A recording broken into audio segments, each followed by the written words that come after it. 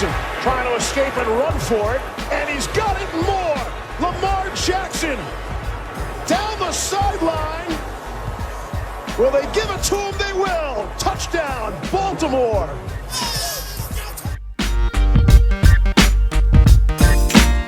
And with 1:17 left to play on Wild Card Weekend, the Hayes in the barn.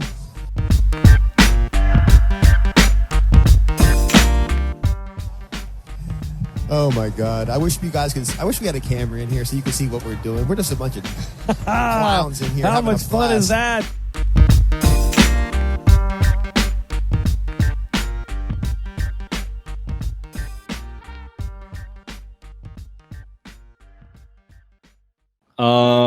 Next one. Will Shaun Wade replace Tavon Young by the end of? I think Amon Marshall might have a better chance if he can stay healthy. Forgot about him. I don't think Shaun Wade replaces Tavon Young. If Tavon Young is healthy, Tavon Young plays. That's all there's to it. That kid's so good. Tavon Young is a premier slot corner in the NFL when healthy. Yeah, I agree. I kind of hope it doesn't get to the point where he's just an injury fill-in. But yeah, if Tavon Young's healthy, I don't think he beats out Young for sure. Okay, so those first two came from IMJ Richter, and then Harder Swami was the most recent one. Nurk, Matabike, I should say, projected stats. What do you guys think? I'm feeling a little 7 sack season from him. 7? Yeah. That's a lot of sacks, man. I think he's probably going to be like, I think it's going to be like him and another guy who's going to have like 9. And that's just kind of, it's going to be the majority of your sack production. I think that'd be pretty sick, but like that's a big jump. That's big. I think he's going to have like one big game, and then he'll have like 4 otherwise. He played only 10 games last year, started 3, had 1 sack last year. 1 sack. So I'm not saying, and he's been heralded as like a possible all-pro talent from Derek Wolfe. So like a lot of people are gassing this guy up, and I think deservedly so. Like I think he's another guy that's just going to stumble in and wreck it. We've seen that happen multiple times throughout Ravens history where a player just like is talented across the defensive line because this team knows how to develop players like that. But sure. I think 7 is a lot. I'd put probably like my hopeful area is probably 5 to 6. 7 would be awesome. That'd be dominant, I think, for Matabike. But I think more along like 3 to 5 is my expectation for him. I think he'll have a lot more tackles for loss. I think he'll have like probably 10 tackles for loss, somewhere in the area of maybe 8 to 14 quarterback hits. Maybe a forced fumble or 2. Those numbers sound right to me. I'm definitely intrigued to see how well he does, because Campbell missed, I feel, the majority of the middle of the season too. So, and once he started revving up, like I think him next to Campbell and Wolf, and then obviously Williams sprinkled in there, but those pass rusher like kind of sets with those 3, Wolf, Campbell, and Matabike, I think it'd be pretty awesome to see. So yeah, around like 5, I think would be best case. 5, yeah, I could see like 5 or 6 is like realistically what I would say. Maybe even like between 4 and 6 is what I would say. But I think he's just gonna have like one big game where he goes off early in the season. We say, oh God, this guy's the next like whatever. And then he's like a little bit quieter down the rest of the stretch. But he has J.J. Watt. It's the reincarnation of J.J. Watt. The Steelers game, because their offensive line is not looking too hot. He's going to go out first then. Listen, I would like to see that. I would absolutely root for that. Yeah. The real Noriega. Gurley is just a trade bait for a future pick, right? LOL. Todd Gurley's not on their team right now, and he's not going LOL unless they have an injury. So he's on their emergency list. They wanted to get their tabs. We've heard through a back channel that they do not like the medical. So, it's probably not going to happen unless there's an injury. I wrote on June 10, opinion, give Todd Gurley a chance. I wrote this article. I said that his contract was the greatest knock on Gurley, and it has nothing to do with his on-field production. He was a part of that era where the Rams just threw money at everybody trying to buy a championship. which was sick. And which is sick. And that's the whole issue with Les Snead and his flowing, luscious blonde locks. Just exactly. So they're just throwing money. He never played it down of any of the new contract years, but that's how it operates. Yes, I agree. His health is a huge worry. The medicals are a worry. I understand that. I respect that. But he hasn't missed like a bunch of games over his 6-year career, by the way. Do you guys want to play the guessing game? See how many games he's missed? Do you think he's missed more or less than a full season? I'm going to say less. Yep. So I'm not going to lie. I'm cheating, and I already brought this up as thing. So he's you're right. The way I'm phrasing it is obvious. The way you phrased it is that he's only missed 8 games. Yeah. He's played in 88 of 96 games. He missed 3 in his rookie season and then either 1 or 2 games a year over the last 4 seasons in each season. So like Jimmy Smith has missed, 27% of career games due to injury. And like Todd Gurley has not missed near that many. And like I love Jimmy Smith, and like when Jimmy Smith's healthy, he's one of the best players in the NFL. He's one of the best corners when he was back in his prime, of course. But like overall, I'm not saying like Gurley you need to like throw a bunch of money at. I'm not saying that you need to make him the number 1 running back for the Baltimore Ravens.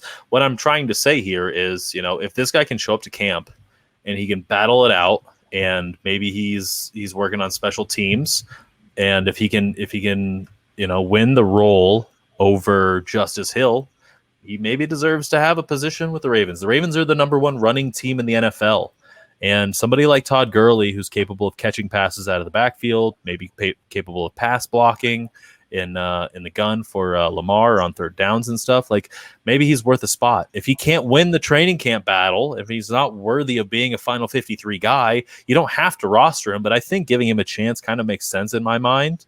I'm of the mind that like leave no stone unturned, and like this is a Ravens team battling it out for trying to go deep in the postseason, trying to hoist the Lombardi. Like I'm not saying Todd Gurley's like the make or break on it, but like maybe he's capable of making some more plays than either Justice Hill or somebody else trying to fight for that roster spot, and he's still a younger running back. 26. Mm-hmm. I like that you're making a case for him. Like because the consensus is that like this guy is just like totally burned out and like it's just not worth it. And like for me, like that was never like the response. Like it was never this severe, like, oh God, what are they doing? Like they can't do that. Cause like I did see a lot of that. And it's like, guys, like it doesn't move the needle one way or the other. If they just want to bring him into camp, like there's nothing wrong with it. But for me, I think that it's just due diligence, have him on the emergency list. But Mike, what do you think? Yeah, it's pretty insane that in 2018, I'm looking at his stats, like he was arguably the best running back in the league. And now we're talking about him 3 years later. And we're like asking if we want him as our 3rd running back. It's just an insane, like, just career trajectory. Like, we've never seen, like, anything like a running back disappear in a matter of 2 years. But I think he's trying to get his best offer. And I don't think the Ravens will definitely not do his best offer. If it really wants to come to the Ravens, it's because he's from Baltimore, because he's not going to get the most money from here. And best case, he's the 3rd running back. I mean, for the locker room, like, he would definitely be a good kind of like mentor for, JK and Gus for sure, and Justice, because he's a proven pro, former all-pro guy. Mm-hmm. But I mean, realistically, like, do we want to keep 4 running backs? Because like Justice Hill is an awesome special teams guy. Yep. So you really have that 3rd running back already in the mold and a special teams guy. So in that case, you have to carry 4 running backs.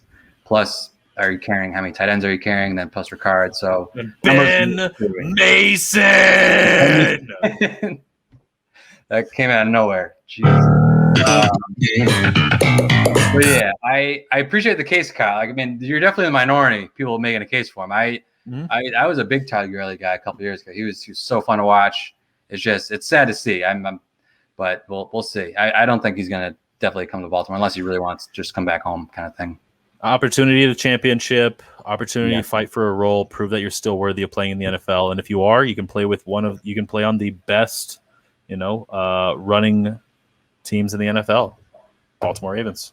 Kick some butt, hometown, make a little bit of coin, and don't have a starting role. Like, he doesn't have to go out there and try and be this battering ram like Steven Jackson was for the Rams all those times ago, where you just lean on him. He doesn't have to be this guy that gets 20, 25 carries on an offense. Like, he's this spellback, which is a talented spellback at that, and be able to make some plays. Come here, retire, and then open up a car dealership and just let the money work for you. That's what at Eastern Motors.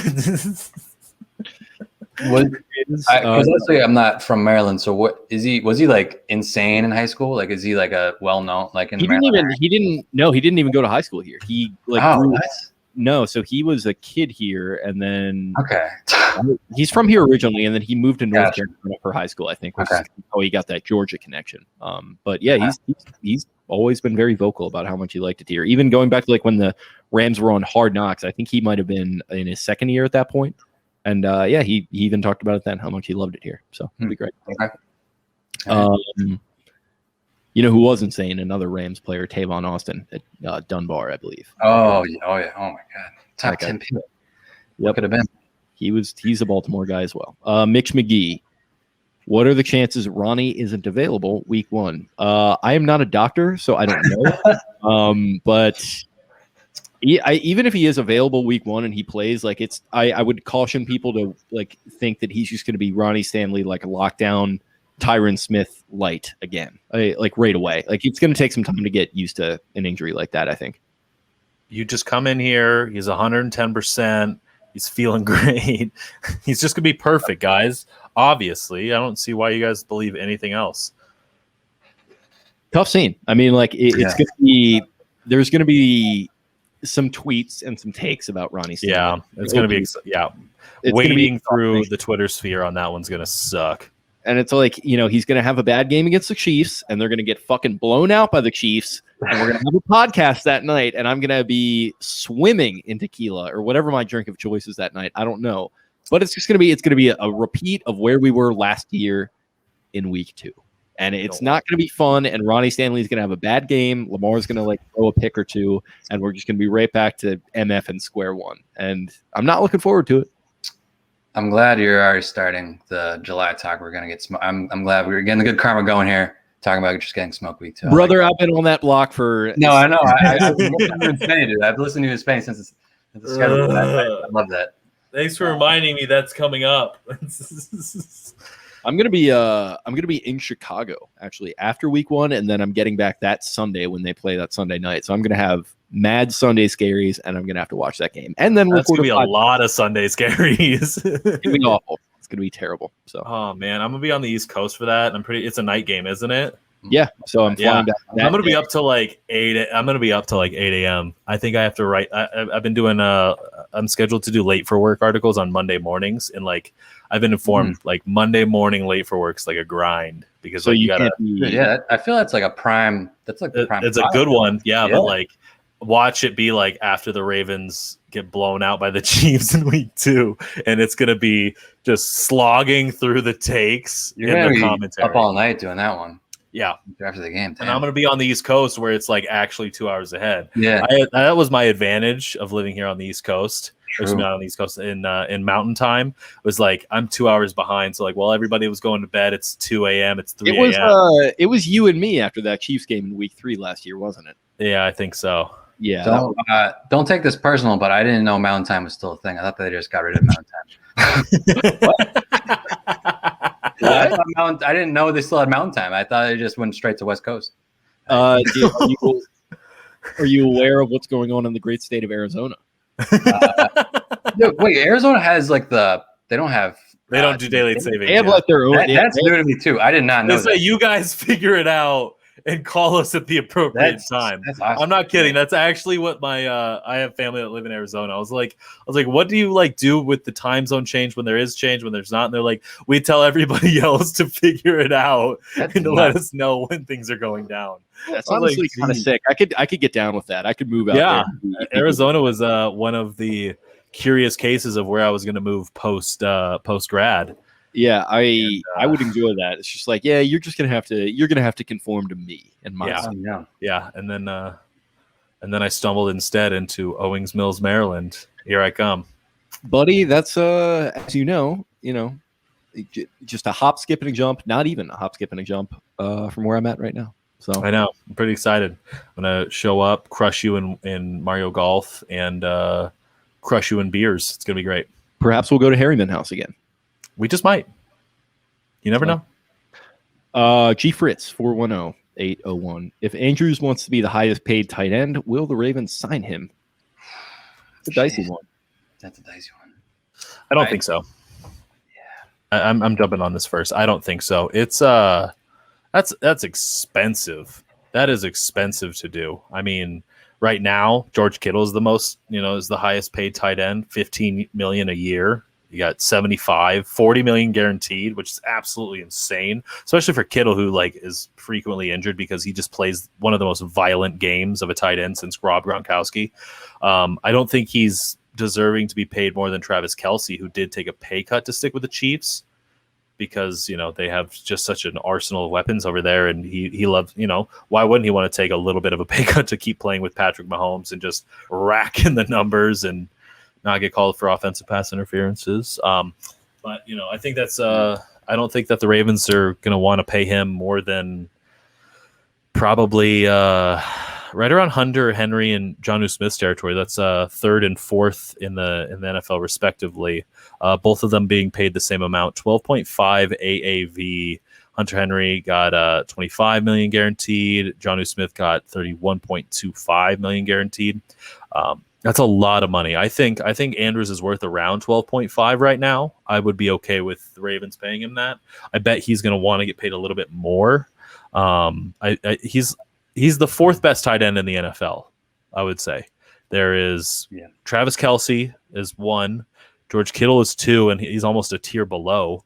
Number 3 is going to be Darren Waller, and 4th is going to be Mark Andrews. I think that's how it operates. Mark Andrews scores a lot of touchdowns. George Kittle doesn't score a lot of touchdowns, but he's damn good at what he does. He's great at blocking. He's great at receiving, and he does everything really well. But I don't think if he wants $15+ million a year that the Ravens can afford him with everybody else also needing to get paid. The Raiders really hit the lottery on Darren Waller, man. His contract is insane now. What they're getting from him for the price they got. But yeah, it's tough. So 12 for Henry and Jonnu. I mean, realistically, he probably will get more, or should get more than those guys for sure. But yeah, anything more than 14, it would be a lot. Andrews is great, man. He's the security blanket for sure. I really hope they can really work something out because Lamar without Andrews would really suck. Mm-hmm. I think they're going to work it out. Yeah. I don't know what it's going to be, if he's going to if he's going to take a discount, how much that would be. I just think they're going to work it out. I just think that he's been too good over the last couple of years, and they picked him over Hayden Hurst. I mean, ostensibly they did that. Hayden Hurst left, and I think they love him. I think Lamar loves him, and it kind of ties into G. Fritz's next question, which is a lot of guys are going to get paid over the next few years. Do you see Hollywood extending? And I'm going to say no. I think they choose Andrews over Hollywood, even if Lamar's wants Hollywood to stick around. I think you got to pick one, and I think they're going to stick with Andrews. Right. I think something that really kind of came in as a blessing, though it doesn't feel like it, is Orlando Brown Jr. leaving the Ravens because he wanted to play left tackle, because that was a guy that was going to command a lot of money from the Ravens, and they would have wanted to pay him because you put 2 bookend tackles at left and right for your franchise quarterback, and you got blockers there for the next, X amount of years. They loved Ronnie, they loved Orlando Brown Jr., and not having to pay Brown Jr. what he was going to ask for and what he's getting paid now allows you to be a little bit more flexible with the money. And I think that's where the Ravens have the opportunity to extend both Marquise Brown and Mark Andrews, but it's going to be tight. It's going to be close. I think they do manage to work out an extension with him because I think they really like him. Mm-hmm.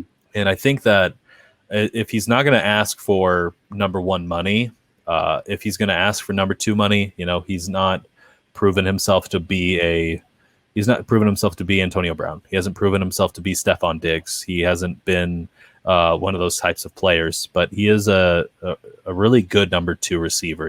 He's the exact kind of guy that you want as your number 2, paired with somebody like Sammy Watkins, and hopefully we see that this season. But I think he can. I think there's a likelihood of him receiving an extension and working something out. I think what works in the favor of the Ravens, like obviously they're a run first team, so he hasn't put up the crazy numbers where you can say like I deserve this amount of money. Like Jake said, like obviously Lamar would definitely want Hollywood to stick around for sure because that's his guy, and he really pretty much handpicked him right over everyone else in that draft. But yeah, it'll be interesting because he has a 5th-year option, so he'll at least be here for 2 more years, right? This is his 3rd year, so next year, and then they had the 5th year. I think they would definitely 5th year him. They give him the option, and then we'll see like what he'll definitely command. But yeah, and to your point, Kyle, too, about Orlando Brown, like Ryan Ramczyk just got $98 million from the Saints. Like, who knows what the hell he's going to get? Orlando Brown's going to get now. Like, he's probably going to ask kind of around there. Even though Ramczyk is definitely probably better, I assume, because he's been amazing for so long in the Saints. But yeah, that's a really good point. Like, I definitely sucks to get in Orlando, but we saved a good chunk of change where we should be able to play Andrews what he wants or what he needs, and get Lamar back too, and then maybe Hollywood as well. So over the cap has Orlando Brown's 2020 over the cap evaluation at around 11.1 million, and I assume he was going to ask for a little bit more than that, and that's even being it lowballed right there. Yeah. That's still saving $11 million the Ravens no longer have to pay. And I think you can afford somebody else with that. They're paying Alejandro Villanueva, so they had to cover that up, of course, and they did so with what was it, around 7 million, 9 million, I think is what it was. Yeah, it's 9.2 million. So like they were able to figure that out and work something together to make things a little bit more cheap on that end. But that's still money that they don't have to pay Orlando Brown Jr., that they can work into other areas, including an extension with one of Lamar Jackson's primary targets in the offense. And I think too, like if say the Chiefs sign Orlando Brown, like re-sign him, if the Ravens don't re-sign Mark Andrews, I don't know what the hell. Like that doesn't make any sense. Like they better, if the Chiefs somehow are going to sign Orlando Brown after they just trade for him and have no money with everyone, all they have to pay, the Ravens better figure it out with Mark Andrews, because that'll be not a good look at all if that's like the case. Yeah. Our young king, Zeej Batman, absolutely emptied the clip. He's got 5 questions here. So the first one, it's been a while since we did a mailbag, so I think he was excited to just absolutely, Lord have mercy, I'm about to bust all over the edge group, ceiling, and floor this season. Edge group and floor. Ceiling, top 10, top 5 maybe. Suddenly, Odafe Owe is this dominant edge player, and the Ravens, hit the nail on the head with him being this incredibly talented, fast twitch guy that didn't get sacks in college for a little bit of unlucky reasons, more so than like he didn't have the inability, because we know that he has an ability to get after the quarterback. He did so at Penn State. He just didn't get the sacks, unfortunately, due to circumstances. Maybe he just didn't get there just quite enough, or he had to take a wider angle and stuff. But all of a sudden, say that guy comes in and just crushes it, and Tyus Bowser still performing extremely well in coverage, and he's getting mixed in with Pernell McPhee getting sacks. I think, top 10 is possible, but the floor is like you could have just a really bad team. Like unfortunately, like a rookie kid comes in like Odafe Owe, and he just isn't capable of getting the playbook. Tyus Bowser, as a starting role, struggles.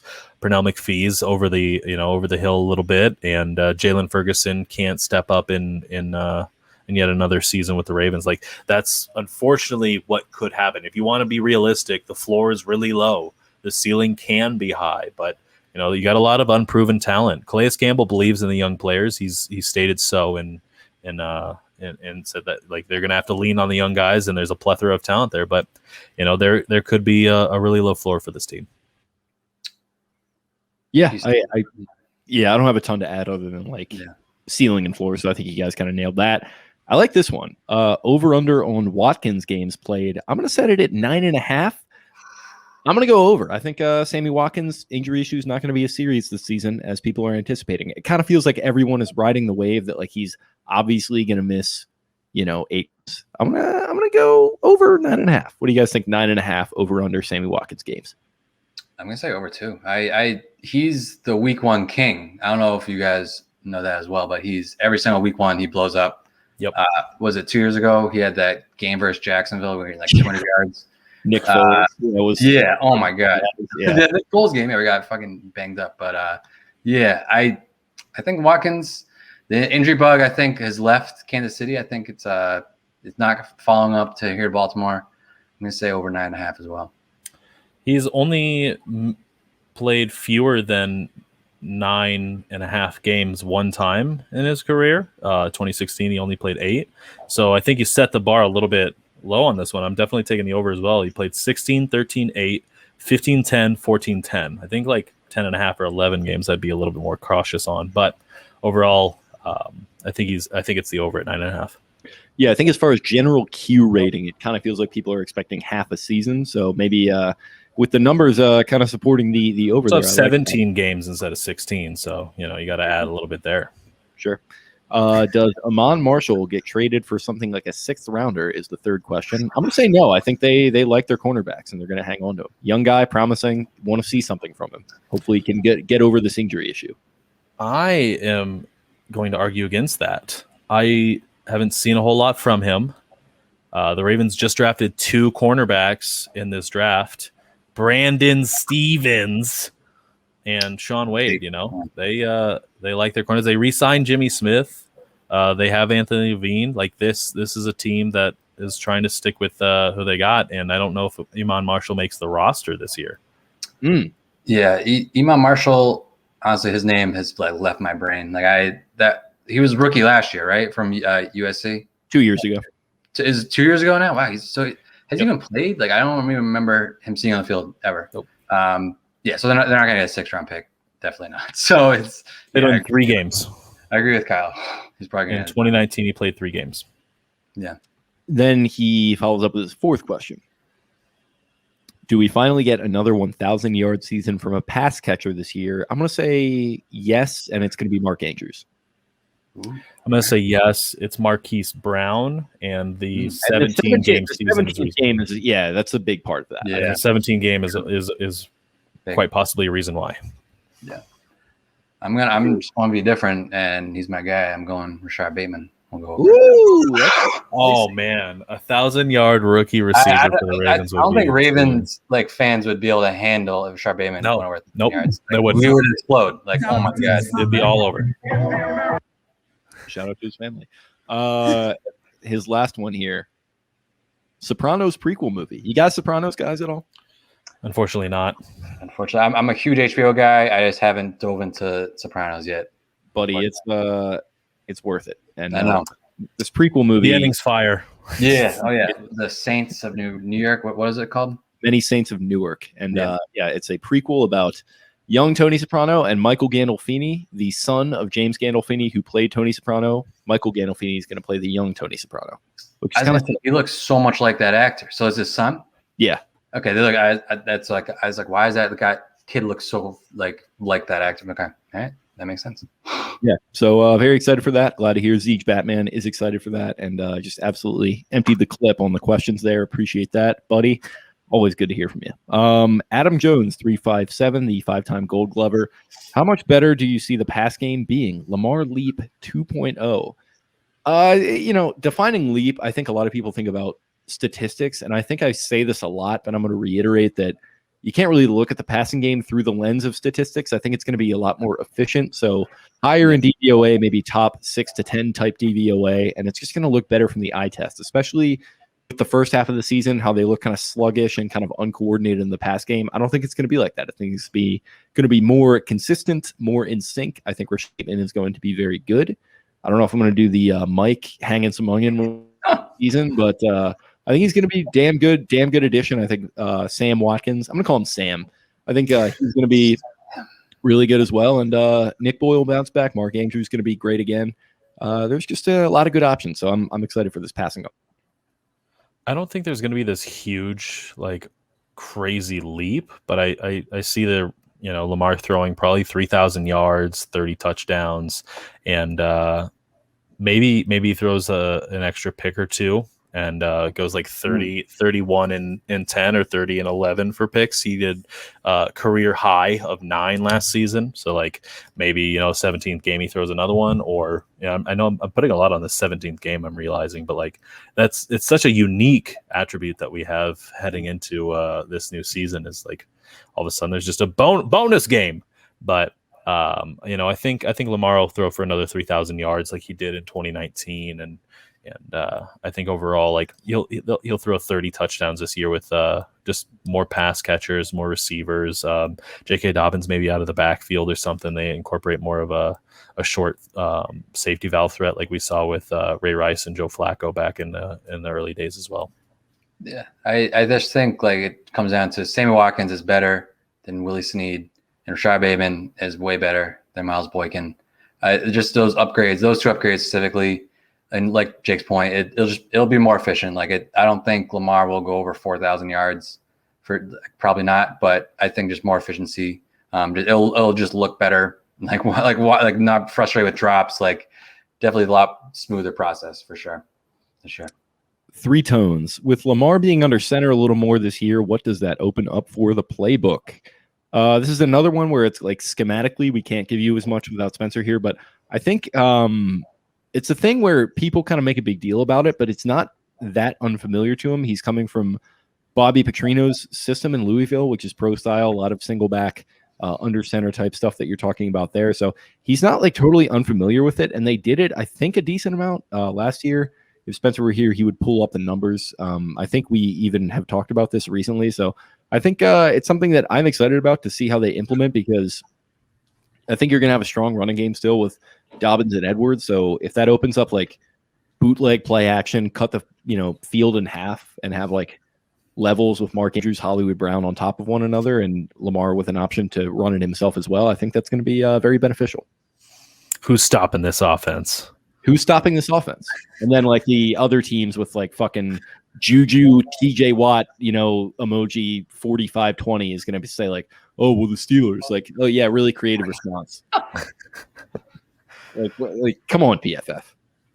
With them being under center, there's more opportunity there for play action, and I think that's just a little bit more critical here because the Ravens' offense is predicated on a lot of motion, as we've heard from Spenny a lot, and they do motion in the top 2, I think, of the NFL. I think like the Rams competed with them for most last year.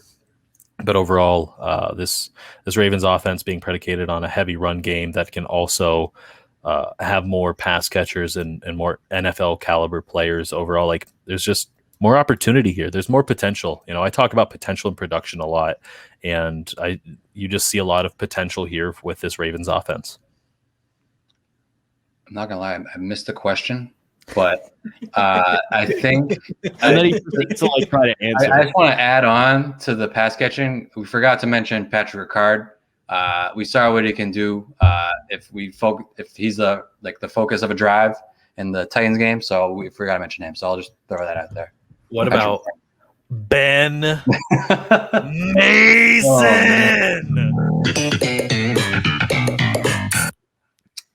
I do want to see like a lineup with like Ricard, Mason, Boyle, and Andrews, like those 4. Just like you want the thick boy offense. Yeah, just like a thick boy offense and Lamar, just like him and just like a direct snap to Lamar and those 4 guys like doing something like that. I don't even want Lamar on the field. I want it Ben Mason, Pat Ricard, Nick Boyle. It's true, yeah. And Gus Edwards.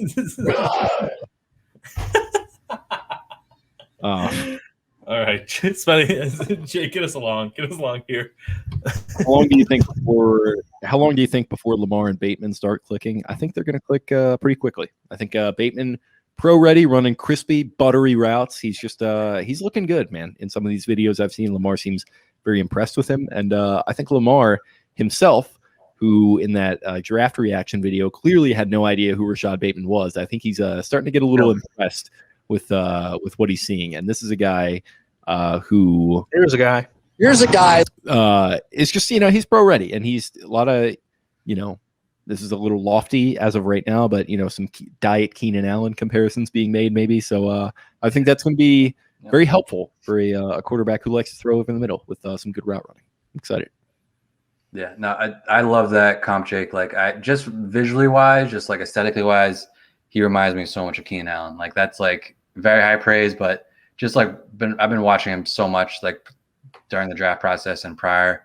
He's just so smooth, man. Like you guys hit on it all the time, like Spenny does too. But he's just the Ravens have not had a pro ready wide receiver type like Rashad Bateman ever. Like they've never had this type of guy before.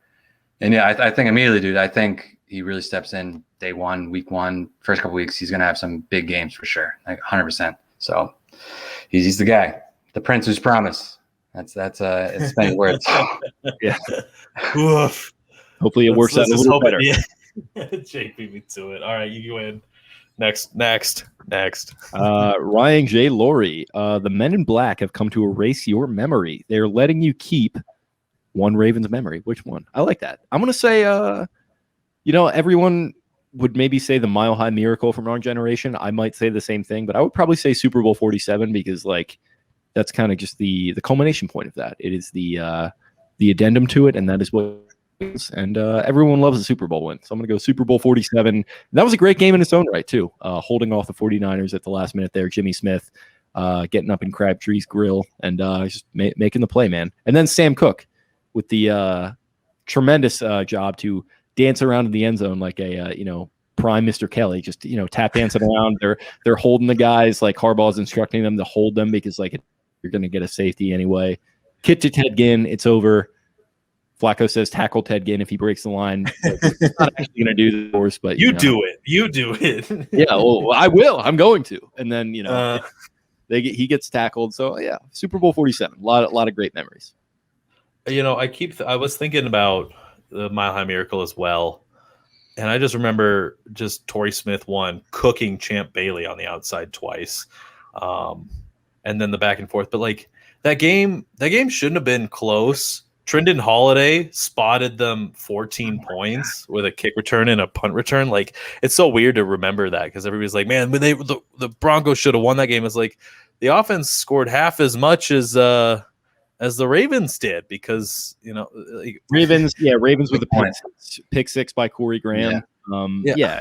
It's weird to consider, but I think I still go Mile High because that game overall was just insane. Like it's the best game I've ever watched. Like, they got clobbered by them earlier in the season, like absolutely clobbered by them. We have the photo of Joe Flacco like laying down face down on the turf after throwing like a really bad pick in the red zone. Yeah. And just watching that game unfurl was, as we know, iconic. It was spectacular. It's a game. It was game of destiny. It truly was like the game of destiny. Ray Lewis, Ed Reid, these guys just going in and performing and coming out into double overtime with a Justin Tucker rookie undrafted free agent kicker hitting in the absolute frozen Mile High Stadium. Just wild. You got to go Mile High for me. To hit off those two, I'll go with the game in the middle, and it's the game versus the Patriots, AFC Championship. Just because the sentiment, because we were there literally just 1 year prior, and the guy who shouldn't be named, who's not a real person, the kicker for our team then, ruined it. And well, obviously Lee Evans ruined it first, but then we went back next year, finally the monkey off our back. And like, I feel like, I don't know if you guys thought the same way, but I like once we beat the Patriots, like I thought like we're going to win the Super Bowl. And like we started off like, that game, obviously we can talk about this for hours, the blackout, but like that, we started off like we should have been a blowout, but yeah, the Patriots game. And then one play I will never forget is not relevant to that Super Bowl run, but the pick six Ed Reid had versus the Dolphins in that wild card game where he like when Willie Mays and then like zigzagged with Haloti Ngata like decleating. I think it was like a Ted Ginn was like probably like the best play I'll always remember about Ed Reid. So those are you mentioned like when the Ravens beat the Patriots, you were just like the Super Bowl is locked up. Like it was like akin to I don't know if you guys are hockey fans, but like when you watched the Capitals finally beat the Penguins in the second round, and they'd been like cursed in the second round, and they like went off and faced against the Lightning, and like Alex Ovechkin all of a sudden is just like on this horrifyingly terrifying Russian tear, and John Cooper, like the coach of the team, he's playing like he's trying to make up for all the lost times that he hasn't been in the third round of the playoffs. Like I saw that with the Broncos game. Like when they beat the Broncos, I was like, this team just faced the ultimate test of adversity. Like there's no way the Patriots are winning this game. Even when the Ravens were down at halftime, I was like, the Ravens are winning this game against the Patriots. I was like, I have so much confidence just because like I've seen them battle through things. I've seen them compete, and like it's all over. Like this team is doing it. I get nervous and jacked up going into like a week 2 1 p.m. Sunday game. And like going into that Super Bowl, I was like in my most zen, like Joe Rogan flow state of all time. They're gonna win. Like of course they're gonna win. Like did you see what just happened the previous 2 weeks? Mike, were you at that game? The Foxborough game? No, I've been to 2 Ravens Patriots games at Gillette, but they're both regular season. That was actually my freshman year in college, that Super Bowl run. So that was the most like insane. Same here. It was my original freshman year of college. I was a senior in high school. Yeah. So yeah, my senior high school was freaking 2011 Billy Pendle. I had to go to school the next day with all Patriots fans. All my buddies. That was freaking rough. That's rough. Our boy Nico, any chance Gus takes the RB1 role over Dobbins? I think they're probably going to have like 60-40 in favor of Dobbins. I don't know about you guys. Yeah, that's where I'm at too. Yeah, for sure. That's maybe a little bit more towards JK, but JK's he's just so fun to watch. That was my whole article on him. Reid W. Thoughts on the team breaking down crabs? Who looked the best and who looked the worst? So we're in an interesting spot with this one. I don't know if you guys watched the whole video, but of the 3 here, I'm the crab guy, and I didn't watch the whole video. So I saw Hollywood kind of breaking them with his teeth, which was gnarly and kind of made me respect him a lot. That was good. That was sick. Lamar making a joke about like the yellow stuff, which everyone hates. So yeah, I saw snippets of it, but not the whole thing. But I like what I saw from Hollywood. I'll say that. I didn't watch it, unfortunately. Yeah, I saw it pull up on my screen, and I was running around today, so I missed it. Ravens Twitter was like on fire for that. Like, did like people like get offended from Maryland? Like they were like, no one had to know what to do. Like it's not an offense thing, but Marylanders love breaking down like the crab technique to people that like that aren't familiar with it. It's like, oh, like you take the knife to the middle and then you like crack it from there, and then you pull it open, and then you take each leg and like you do that whole thing. So yeah, I love crabs personally. It's a lot of work. I think like Tyler Wallace said, it's a lot of work to not get that much meat, which I think makes sense. So maybe you prefer a little bit of a crab cake. I also love a soft shell crab. I've said that on here. Shout out to Jim Halpert. His favorite food is soft shell crab. So yeah, it's an interesting dynamic where you got all these 3 different options, but I still enjoy the nice novelty, putting the newspapers down, cracking crabs, and drinking Natty Bows. Love it. I can't wait to go back and get a Natty Bow. 2 weeks, you said. 2.5 weeks. There we go. K-Brick 2. Does Roman last the season, or does he get canned if underperforming? I think there's a chance he does, but they're going to have to be like severely underperforming. Like it's it's really hard for him to lose his job. This team's really good, and he's like he schemes up a lot of great plays, and it's not all him. It's not all Lamar. Like we've said this so much. It's like it's not as much on him as you think. But it's also not on not on anybody as much as you think. Like it's just this lack of cohesion sometimes between play calling, between performing the play, between like the offensive line giving Lamar adequate time, between Lamar making the right reads, between the wide receivers getting open. Like it was just a culmination of a lot of things. And like, yeah, sometimes, Greg Roman doesn't call the right plays.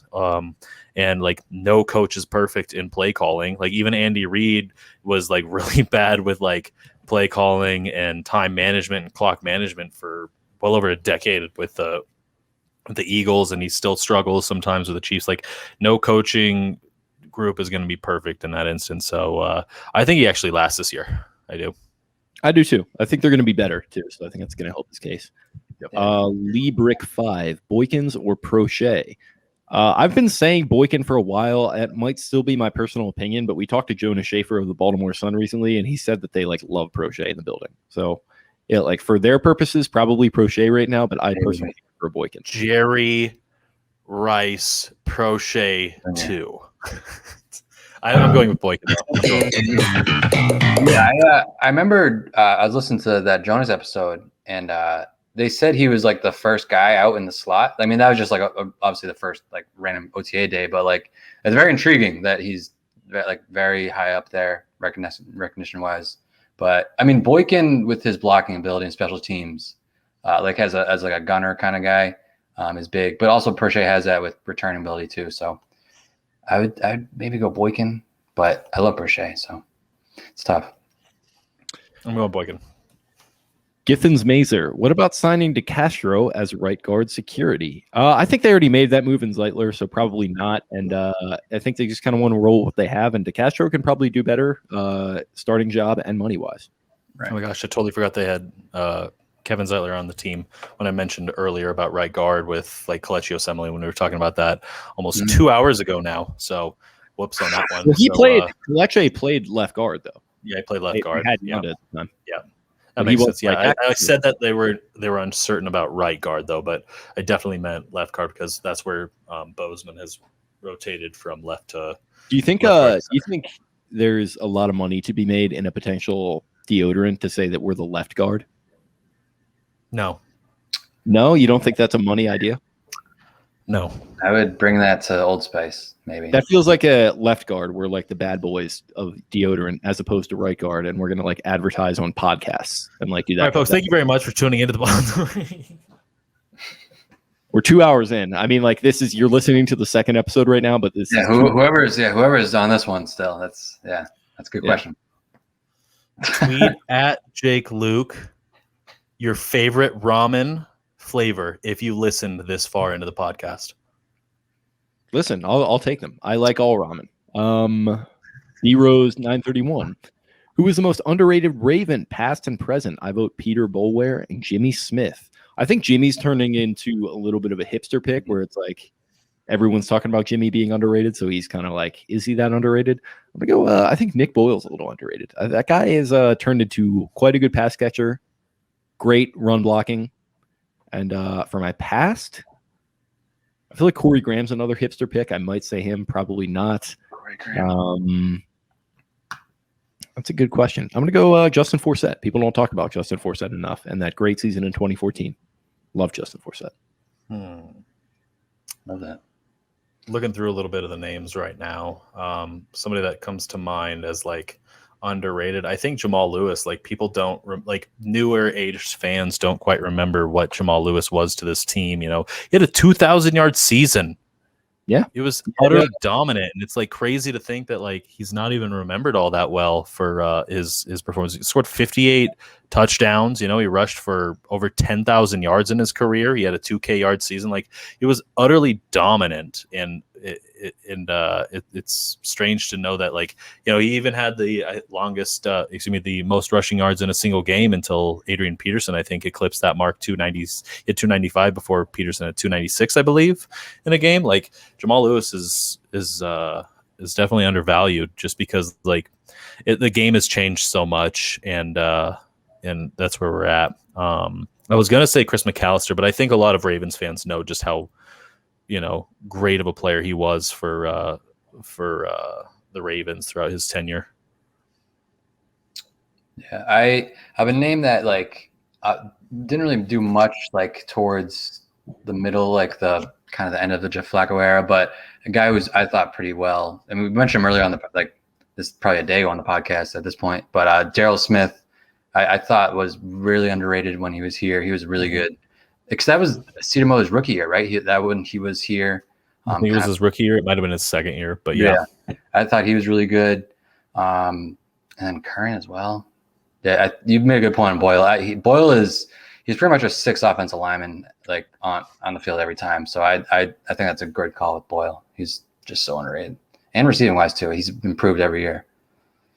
I think you could make a case for Brandon Williams.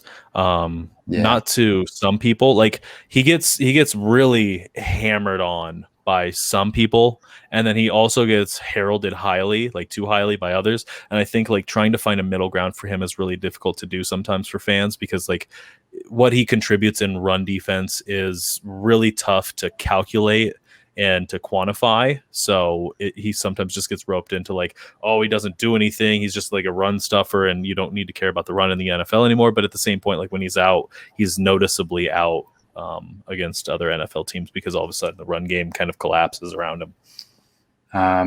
Is that Voss's favorite player, right? Yes, his favorite player in NFL history is Brandon Williams. That's what I thought. Yeah, okay. We just can't shut him up about how much value that guy brings to the team and how his contract is so worth it. Joe Boken Nings JC, I think he kind of asked about this earlier, so he's probably getting closer to the bachelor party. He says, top 3 stops for Baltimore bachelor party. I guess I have to answer that one. Yeah, no, I don't got it. Fed Hill, Inner Harbor, Bertha's Mussels. Sure. Yeah. So I was going to say plenty of good restaurants in the Inner Harbor. So check that out. A lot of good spots in there. There's like oyster spots and all that kind of stuff. Anything you can choose from. So choose a good restaurant downtown. If you're doing golf, there's plenty of good public golf. Do Guinness Factory for sure, because that is a scene, and that's only been around for a couple years. It's a really nice spot. Do the Guinness Factory. And then, if you're looking to do another brewery situation, there's plenty of good breweries as well. So check all that stuff out. Maybe go to Jimmy's if you want to get the touristy kind of seafood experience. Love Jimmy's. So yeah, there's a lot of good things to do. Good to know. I got nothing. Good to know. And then he says 2 fullbacks or trade PP. I think he means Project Pat there. So it's they're going to keep them both. Ben Mason's going to be a Ben Mason. That anybody in the world will be alive Sunday. It's just a death match between those two. Last one. Robbie McAwesome. When did Pat Ricard last take a snap on defense? Any defensive snaps anticipated this year? Kyle, can you pull up That's a good question. The old machine there for Pat Say Ricard? that one more time. So sorry. When did Pat Ricard last take a snap on defense? Any defensive snaps anticipated this year? I doubt he's looked at for any defensive snaps this year. He's really just transitioned into becoming a fullback at this point. I don't even know why Pro Football Reference is still titling him in this position as a defensive end.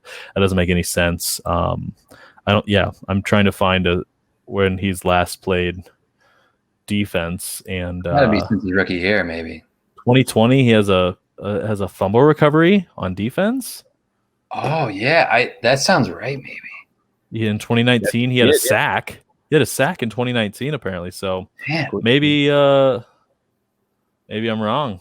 Defensive snaps. He didn't take a defensive snap in 2020, is what it's saying. So I don't know how he got a fumble recovery if he was on defense, but maybe like they forced a fumble and then the Ravens offense forced it back, and so that qualified. He took 140 snaps in 2019 as a defensive player, but did not take one according to Pro Football Reference in 2020. I don't expect him to be doing so, but maybe with the addition of Ben Mason. Yeah. Incredible. Ridiculous. They might just put Pat Ricard back on defense.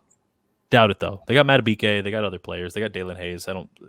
You keep your fullback at fullback. No reason not to, especially with the calves that he's got. Have we gotten the Cavs talk? And in the midst.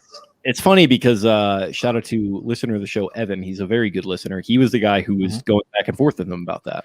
I know he actually watches the Twitch streams too. Evan's a good one. He's actually a moderator on the Twitch stream, so Evan's a real one, and great on him for starting that up and thinking that he had the same Cav structure as Bradley Bozeman. A little optimistic. A lot of cockiness there. That was a fun tweet thread though, and Ben Cleveland and Pat Ricard have some have some calves on them, man. So did Bradley. Oh my gosh, those guys!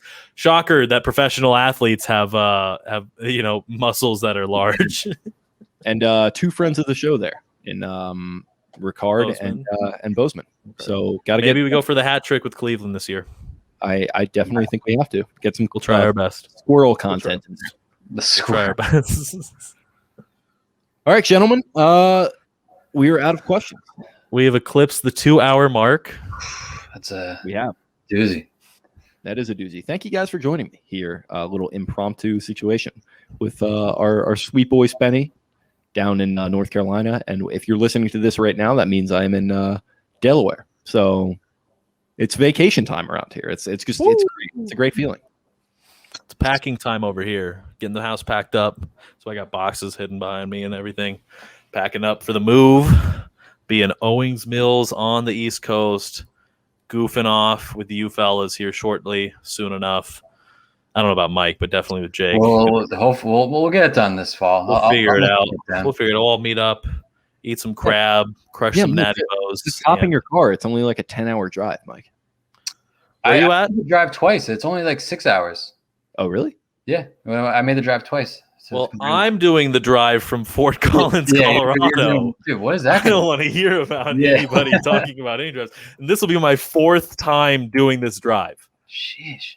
Maybe my 5th, actually. It might be my 5th. Either way, I'm doing it this time in a U-Haul, towing a Jeep too at the same time. So I'm lugging it this year, boys. I'm doing the full extended exhausted trip all the way out. Talking about your Twitch stream, I think you're going to need to have a camera on you at all times for that, because a U-Haul carrying a Jeep with you behind the wheel is something that sounds like a real scene. Hey, man. I'm good at Trackmania. I'm great at Rocket League. I don't want to hear it. Yeah, good point. I mean, it definitely translates. Exactly. But yeah, thanks for joining me, fellas. Anything else you got here for the listeners today? No. Have a good 4th. Enjoy the days off if you have them. So this is going to be after the 4th. Oh shoot! So, well, I had a good 4th. Never mind. I hope you enjoyed your 4th. I forgot the second one. Yeah, good call. There you go.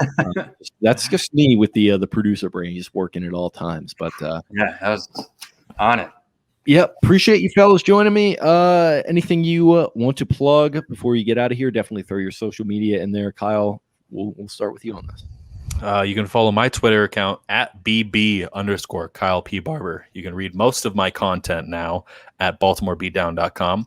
And you can now read some of my work on BaltimoreRavens.com/late-for-work, late-for-work, I'm pretty sure is what it is.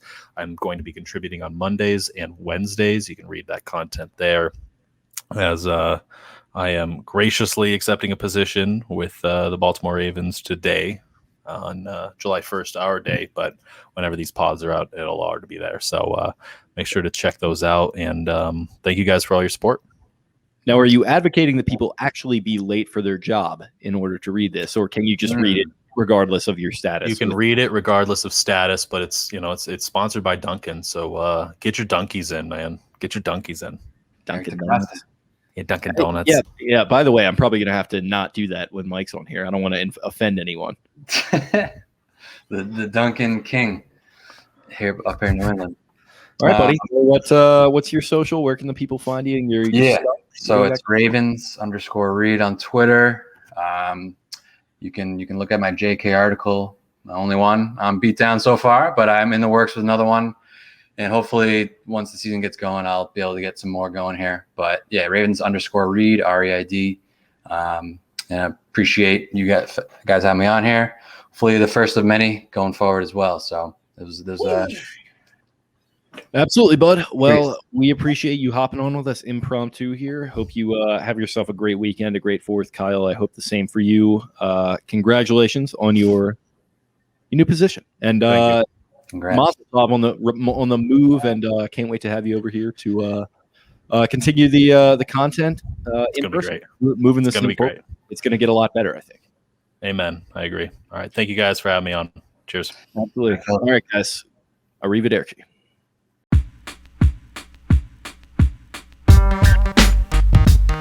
Gorlami. Gorlami. Arrivederci. Arrivederci. Arrivederci. Arrivederci.